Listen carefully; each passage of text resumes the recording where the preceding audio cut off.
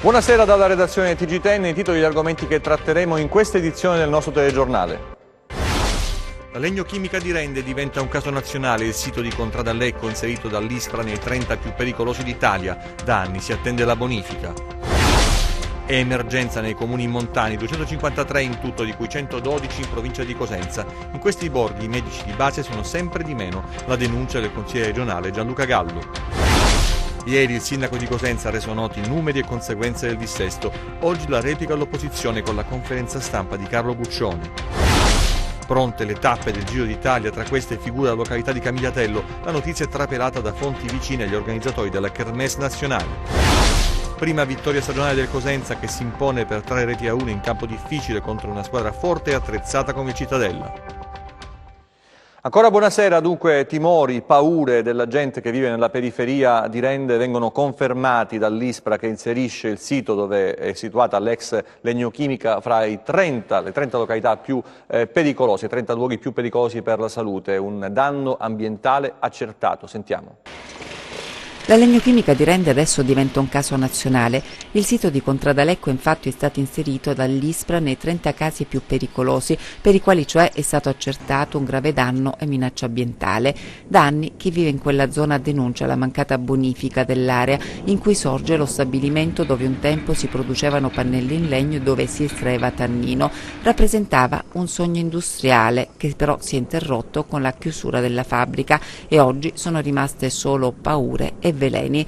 Dagli studi effettuati sul sito è emerso lo stato di inquinamento dei laghi di decantazione. Nei fanghi sono state individuate tracce di cobalto, piombo, nichel, ferro, alluminio, arsenico, cromo e ferro, veleni nell'aria e nell'acqua che la gente che vive in Contradalecco teme di respirare. La bonifica del sito non è mai stata avviata, tutto fermo, nonostante le proteste e le denunce dei residenti che più volte hanno chiesto interventi concreti anche alla luce di quanto certificato dai periti in relazione al significativo inquinamento che si sarebbe allargato verso i pozzi che vengono alimentati dalla falda infetta. Il processo è in corso e adesso anche l'Istituto Superiore per la Protezione e la Ricerca Ambientale accende i riflettori sul sito di Contradalecco che rappresenta, scrive l'ISPRA, una grave minaccia per l'ambiente.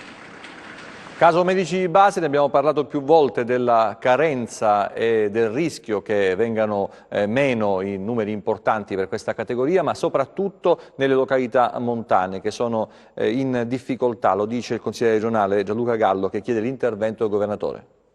È emergenza medici di base nei comuni montani della Calabria a conseguenza della mancata osservanza delle previsioni del decreto Calabria, lo segnala il consigliere regionale Gianluca Gallo in merito alla situazione dei comuni interamente montani che in Calabria sono 253, il 53% del totale, 112 dei quali in provincia di Cosenza con una popolazione complessiva di circa 550.000 abitanti.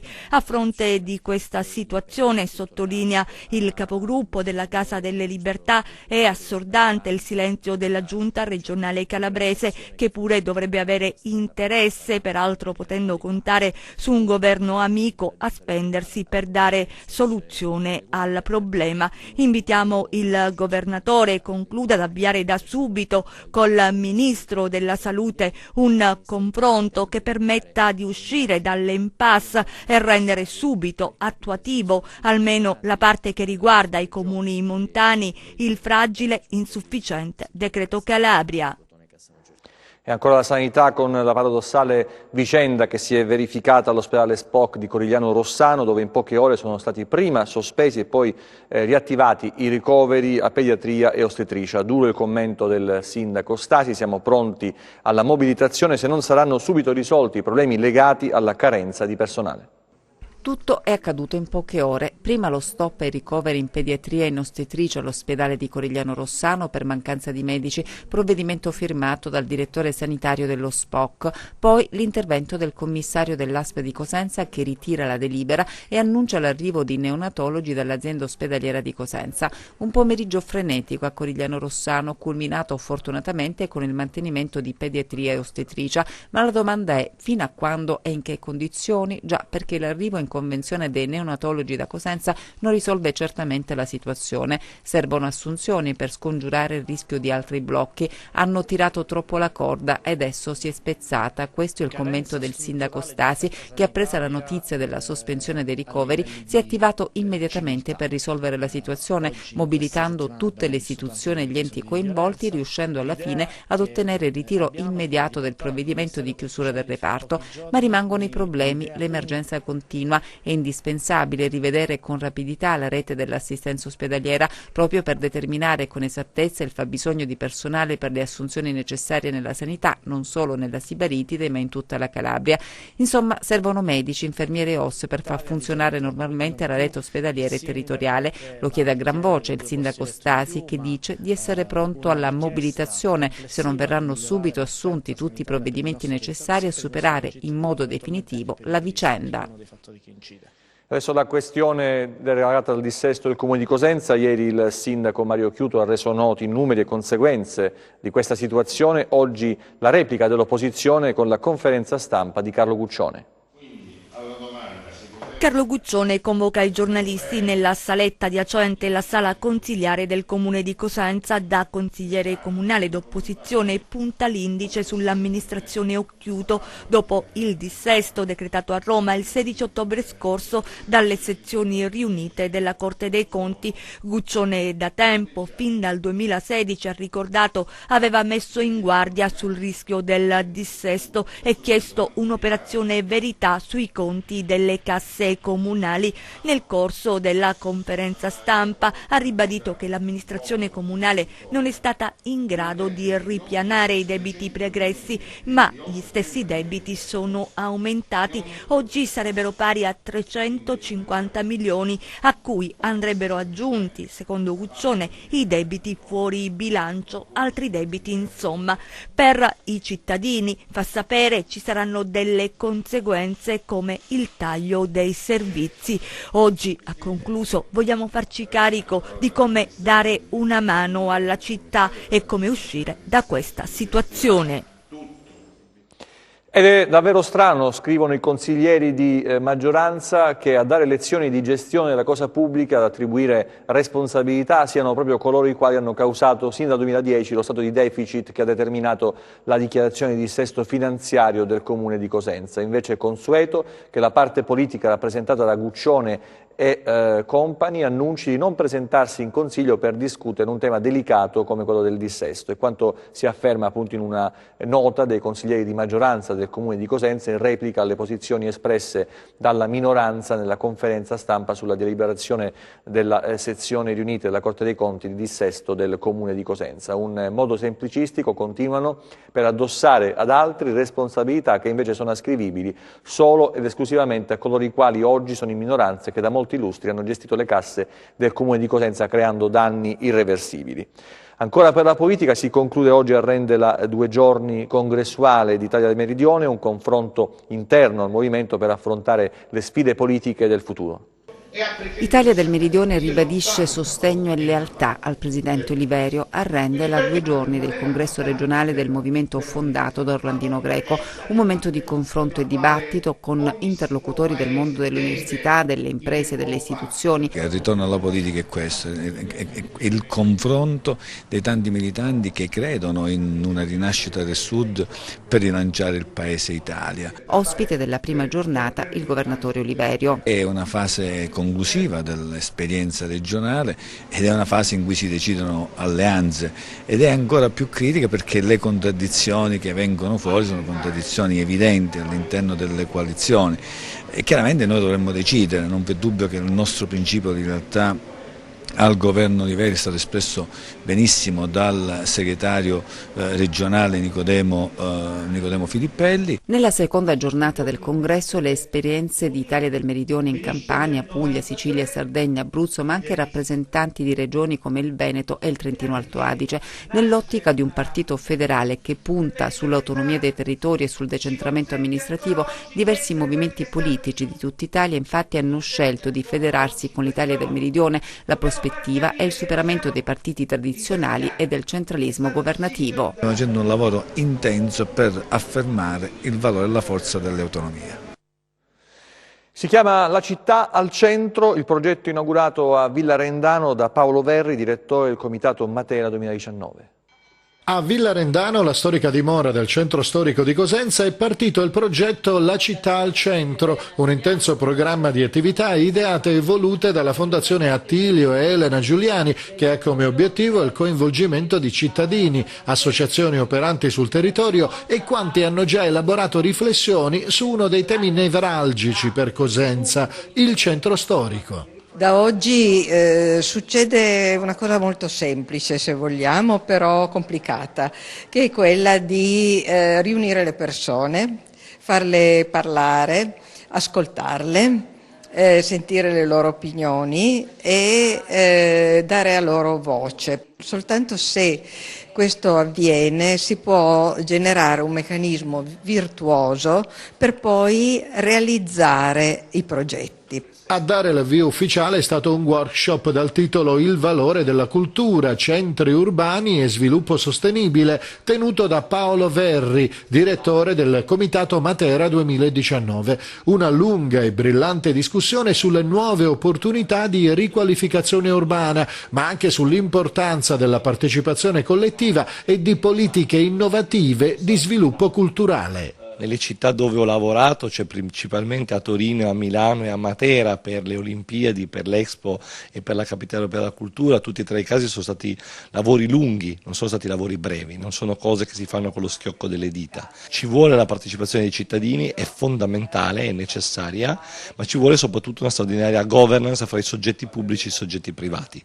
Quindi bisogna essere capaci a stare riuniti tutti insieme nella stessa stanza e uscire dalla stanza con dei documenti, dei progetti fattibili che trovano risorse economiche precise e trovano la volontà di rispettare i tempi per la loro realizzazione. Credo ci vogliono coraggio, umiltà e la forza di sconfiggere un grande male italiano diffuso che già Dante notava, che è il male dell'invidia.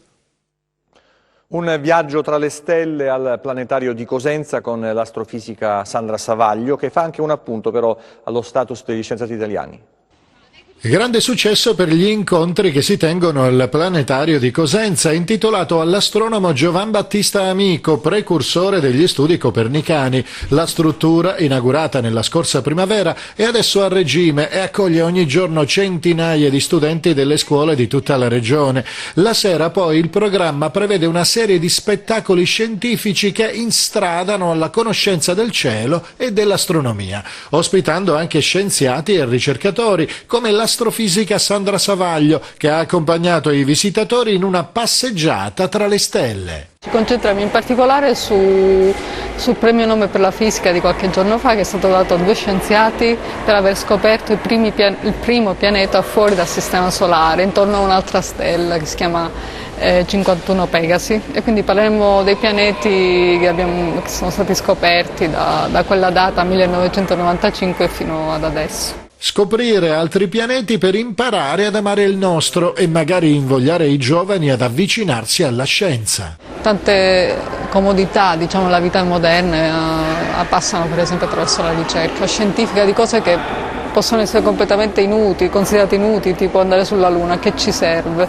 Però la tecnologia che è stata sviluppata per fare questa grande impresa all'epoca non esisteva, quindi sono state inventate tante cose che ancora oggi utilizziamo. Non chiedetemi se sono pentita di aver lasciato l'America, perché non lo sono, ci dice Sandra Savaglio, che però non nasconde che qui qualche difficoltà in più c'è, come la solita burocrazia che vessa anche gli scienziati. La burocrazia è veramente diventata un problema perché è un ostacolo per la ricerca, noi perdiamo tempo a fare cose che non servono, siamo professionisti, dovremmo passare il tempo a fare ricerca di alto livello, invece stiamo lì a guardare carte, firmare, mettere numeri, ripetere 50 volte la stessa cosa, perché lo scienziato è un impiegato pubblico. Sì, sarebbe il momento di passare al terzo millennio, perché sennò non si va avanti e questo è un problema. E adesso lo sport, apriamo il paginone non con il calcio ma con il ciclismo, con una notizia che è trapelata da fonti vicine agli organizzatori del Giro d'Italia, che potrebbe passare da Camigliatello. Sentiamo. Non è ancora ufficiale. nonostante ci siano più indiscrezioni che arrivano da fonti ben informate. Ma eccola la notizia. Il Giro d'Italia farà tappa a Camigliatello Silano. Da noi interpellato, il sindaco di Spezzano della Sila, Salvatore Monaco, non ha né smentito né confermato, si è solo trincerato dietro un vediamo e ancora presto. È certo che se la notizia è vera, come noi presumiamo, lo sapremo in maniera ufficiale nel corso della conferenza stampa per la presentazione della storica kermesse ciclistica in programma giovedì prossimo a Milano. L'arrivo della carovana del Giro, nella bella località turistica calabrese, rappresenta un veicolo straordinario per la promozione della Sila. Il possente sostegno mediatico di cui il Giro gode saprà accogliere le straordinarie bellezze nella nostra montagna e metterle in circuito in tutto il mondo.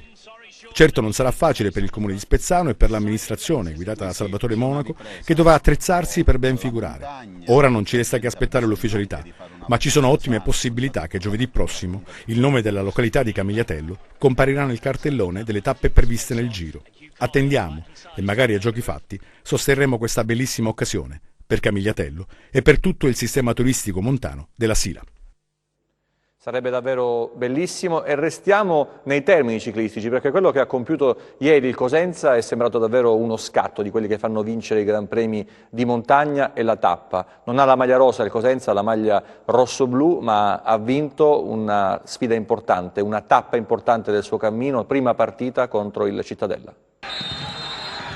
Ci sono volute 8 giornate per centrare il primo successo in campionato per i lupi e l'abbraccio fra Braille e Trinchera a fine gara la dice lunga sull'importanza della vittoria conquistata al tombolato di Cittadella.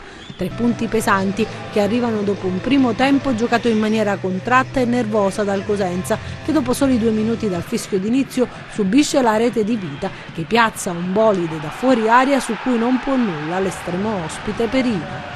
1-0 e gara in salita per i calabresi, che provano a pungere con Canutè, che arriva in progressione sino al limite dell'area ma viene fermato da un difensore Granata. Un minuto più tardi sono ancora i veneti a mettere i brividi ai lupi, con questa conclusione di Lupi che colpisce in pieno la traversa. E il Cittadella ad avere il pallino del gioco fino allo scadere del primo tempo, quando Sciaudone costringe il Paleari e gli straordinari. La ripresa Braia suona la carica inserendo Bittante al posto del capitano Corsi. Al 10° è costretto al cambio forzato per Monaco per questo scontro fortuito con Canutè. Da qui in poi inizia la rimonta dei lupi, che al 12° pareggiano i conti. Baez pennella un pallone sui piedi dell'accorrente Bruccini, che non deve far altro che spingere la sfera alle spalle di Paleari. 1-1 e si riparte. 5 minuti più tardi il direttore di gara assegna un penalty ai calabresi per questo fallo di mano di Benedetti sul tiro di Carretta. Bruccini dagli 11 metri non sbaglia e firma la sua prima doppietta stagionale. Il Cosenza è incontenibile, i padroni di casa faticano a tenere a bada le folate degli attaccanti, così il tris rimonta e servito sull'asse Bittante-Baez che tira fuori dal cilindro un gol a giro da Cineteca. Cosenza si gode un successo meritato e raccoglie i frutti del lavoro svolto in queste settimane. Abbiamo preso anche un gol subito che ci poteva anche tagliare le gambe, invece i ragazzi hanno iniziato a giocare. Hanno fatto un secondo tempo importante, penso che questa sia una partita, una vittoria meritata. Adesso bisogna sapere andare oltre e vedere quello che ci presenta il campionato settimana a settimana, perché sono tutte partite difficili, basta pensare al Chievo della prossima gara. E questa gara è la sintesi di quanto può accadere in una partita e nell'intero campionato una squadra. Anche Stroppa dice niente distrazioni, stiamo bene ma attenti al Pisa. E poi c'è la Serie C, vi darò il risultato anche del Rende che ha perso a Viterbo. Non ci saranno Bellodi, Curado, Zacchi e Maxi Lopez fra i disponibili per la gara di domani con il Pisa. Il Crotone, dopo la rifinitura odierna, partirà alla volta della Toscana per riprendere il cammino da dove è interrotto. I pitagorici, secondi in classifica e seconda migliore difesa del torneo cadetto, puntano a conquistare la 4ª vittoria consecutiva contro un avversario che nelle ultime gare ha totalizzato un pareggio e 2 sconfitte, di cui una in casa con l'Empoli. Le due formazioni si scontrano incontrano per la prima volta nel campionato di B e nonostante gli indisponibili Stroppa carica il gruppo ed è fiducioso vista l'importanza della posta in palio. Non faccio la formazione in funzione di quello che è stato fatto, sicuramente è una cosa importante, però sono 2 settimane di lavoro, qualcuno sta crescendo ed è bello che sia così. Vediamo domani se confermare, se cambiare qualcosa, anche se poi cambiare qualcosa non cambierebbe niente perché, ripeto, l'asticella di chi sta fuori si sta molto alzando, quindi uno può subentrare o iniziare dall'inizio, non cambia le cose. In Serie C riflettori puntati sulle sfide fra Monopoli e Reggina e Catanzaro Potenza. Gli Amaranto di mister Toscano giocano in trasferta contro la formazione pugliese appaiata con loro in classifica e dopo il successo nel derby serve sfatare un altro tabù, la vittoria in trasferta che sin qui non è stata ancora centrata. Big match. Quale non è un big match oggi in questo girone, tranne il Rieti che è in difficoltà, le altre squadre credo che siano tutte in salute e possono fare risultati in qualsiasi campo, e questo sta dicendo le prime 9 giornate di campionato. Per quanto riguarda la formazione di domani ho deciso, ho le idee chiare sulla squadra che scenderà in campo, indipendentemente se un centrocampo tecnico, muscolare, credo che in questa squadra ci siano tutte le qualità in ogni calciatore, sia tecnico che muscolare, quindi stanno tutti bene, tutti vogliono far parte ogni domenica di scendere in campo e quindi le probabilità che possa sbagliare sono poche. Il Catanzaro invece riparte dal Ceravolo per ritrovare solidità di squadra e compattezza e riprendere il cammino interrotto solo una settimana fa. Occhio ai lucani che vivono un buon momento di forma e sono reduci da 3 vittorie consecutive e 7 risultati utili di fila. Chiude il quadro la Vibonese che domani alle 15 ospiterà il Catania. Il presidente Caffo, nato alle pendici dell'Etna, ha chiesto ai suoi un successo importante per sfatare un nuovo tabù. Vedremo se la squadra e il tecnico Modica sapranno esaudire il desiderio del numero 1 vibonese. Rende appunto travolto a Viterbo, dura soltanto un tempo la resistenza dei biancorossi, padroni di casa che sbloccano il risultato al quarto con Atanasov, poi calcio di rigore procurato proprio da Vivacqua con lo scontro con Atanasov e trasformato dall'attaccante biancorosso. Nella ripresa invece il monologo dei gialloblu fino al definitivo 6-1 con la doppietta di Tuncarà, l'attaccante Scuola Lazio che era rientrato nelle scorse settimane nella viterbese, Bezziccheri, Simonelli, insomma una goleada tennistica per la viterbese con un rende in difficoltà in classifica. Adesso lo spettacolo con i temi noir della stagione teatrale Officina delle Arti di Cosenza, l'esordio con la commedia della tettale Cecilia Farago tratta da una storia vera. Debutto stagionale per l'Officina delle Arti. Anche quest'anno il palinsesto della compagnia teatrale cosentina è caratterizzato dalla scelta dei temi noir. Cosenza, città del mistero e della cronaca nera, ciò in piena sintonia con la sua anima misteriosa e intrigante. D'altra parte, non a caso, la città dei Bruzzi è stata scelta per la prima edizione di Calabria Noir, ben ispirata da Milano Nera. Per l'esordio, il presidente Edoardo Tarzia ha scelto una commedia dialettale dal titolo Cecilia Farago, tratta da una storia vera. La protagonista subì l'ultimo processo per stregonerie dell'era moderna in pieno regno di Ferdinando II di Borbone, il monarca assoluto noto con l'appellativo di Re Grassone, uno spaccato di una Cosenza sospesa tra Medioevo e Ottocento, nella stessa epoca che vedeva nel regno di Napoli stregoneria e la prima ferrovia d'Europa. Tanta storia e tanta calabresità fra passato e futuro. E domani spettacolo molto particolare al Morelli di Cosenza, promosso dalla cooperativa sociale Crisalide. Si chiama Francesco, il giullare di Dio, uno spettacolo teatrale in programma domani pomeriggio alle 18 al Teatro Morelli di Cosenza. Uno spettacolo diverso perché ha un fine sociale. Sì, è uno spettacolo un po' particolare. Intanto la cooperativa Crisalidi si occupa di disabilità mentale da diversi anni e quello che presentiamo domani è uno spettacolo appunto con il gruppo di psicoterapia teatrale, che non ha di certo l'obiettivo di portare in scena dei veri attori né tantomeno delle persone in cerca di gloria, bensì promuovere veramente questo percorso. Il nostro è un percorso è un vero e proprio processo proprio per andare ad aiutare le persone a lavorare sui propri disagi, renderle risorse nel momento in cui le si trasforma in arte. Ovvio che rompiamo un po' gli schemi della terapia stessa, perché noi non puntiamo a fare un qualcosa di estetico, ma oggi abbiamo questo obiettivo, quello di promuovere il benessere sociale. Cosa significa?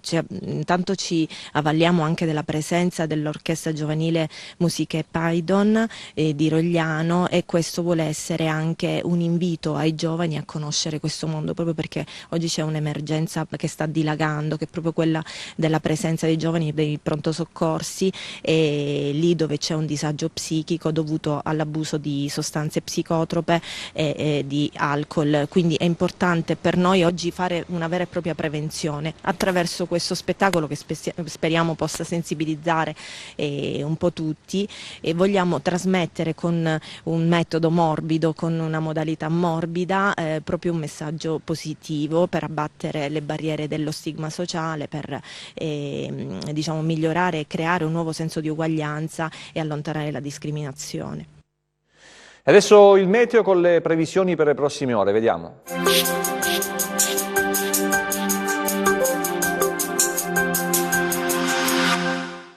La profonda depressione che attualmente presenta il suo minimo sulla Gran Bretagna, tra sabato e domenica tenderà ad estendersi con un'accentuata saccatura sin verso la penisola iberica, favorendo sul suo bordo orientale la rimonta di un promontorio d'alta pressione che garantirà non solo un weekend ma anche un inizio settimana con tempo stabile e temperature miti.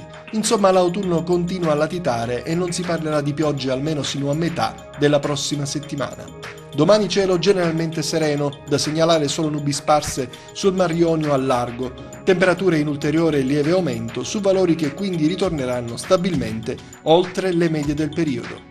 Domani mari poco mossi, venti deboli in direzione variabile, prevalentemente da sud-est sul Tirreno, a regime di brezza sullo Ionio. Per ulteriori approfondimenti vi rimando al sito www.meteoincalabria.com e alla nostra pagina Facebook Meteo in Calabria. TG che finisce qui, ci vediamo nelle prossime edizioni, grazie per la vostra attenzione, arrivederci, buona serata e buon weekend.